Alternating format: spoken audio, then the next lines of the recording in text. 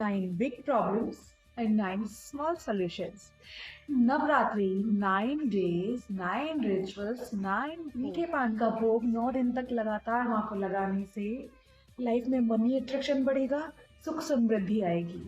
देसी घी का भोग माँ को 9 दिन तक लगातार लगाने से लाइफ में कंफर्ट बढ़ेगा और लग्जरी। जॉयफुल लाइफ और हैप्पीनेस के लिए माँ को दूध और दूध से बनी खीर का भोग लगाइए। अगर कोई बीमारी है जो दूर नहीं हो रही है, उसे दूर करने के लिए पेठा और पेठे से बनी हुई मिठाई का भोग माँ को 9 दिन तक रेगुलर लगाइए। अपने पार्टनर के साथ अपनी लव लाइफ को जॉयफुल और ब्लिसफुल बनाने के लिए माँ को लाल अनार के दानों का भोग लगाइए। और अगर आप स्पिरिचुअल जर्नी स्टार्ट करना चाहते हैं, स्पिरिचुअली अपने आप को स्ट्रॉन्ग करना चाहते हैं, तो माँ को आम के रस का भोग लगाइए 9 दिन तक लगातार। स्टूडेंट हैं, कॉम्पिटिटिव एग्जाम्स में आपको सक्सेस चाहिए और अपनी पढ़ाई में आप अच्छा करना चाहते हैं, तो माँ को खसखस और हरी इलायची से बने हुए शरबत का भोग 9 दिन तक लगातार लगाइए। घर से क्लेश को दूर करने के लिए, मेंटली पीस के लिए आप लोग माँ को मखाने और मिश्री का भोग 9 दिन तक लगातार अर्पित कीजिए।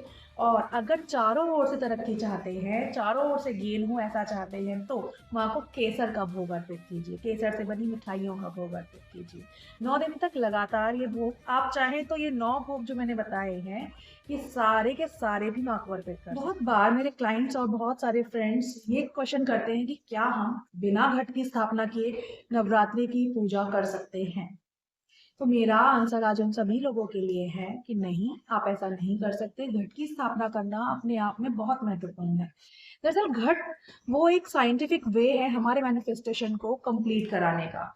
जब हम घट की स्थापना करते हैं, कलश की स्थापना करते हैं, तो कलश के नीचे एक चावल का ढेर रखा जाता है। चावल के उस ढेर का तात्पर्य हमारे मूलाधार चक्र से है, जो हमारे पृथ्वी तत्व को रिप्रेजेंट करता है। और उसके ऊपर रखा हुआ मिट्टी का या पीतल का कलश वो हमारा शरीर रूपी है। और उसके अंदर भरा हुआ जल और रखा हुआ कॉइन वो हमारे डिजायर्स हैं।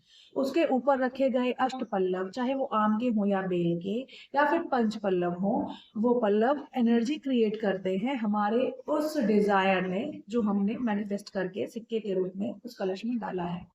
उसके ऊपर रखा हुआ जो नारियल है, उस नारियल के ऊपर 3 आंखें और बनी हुई चोटी वो हमारे थर्ड आई चक्र और क्राउन चक्र, सहस्त्रार और आज्ञा चक्र का प्रतीक है।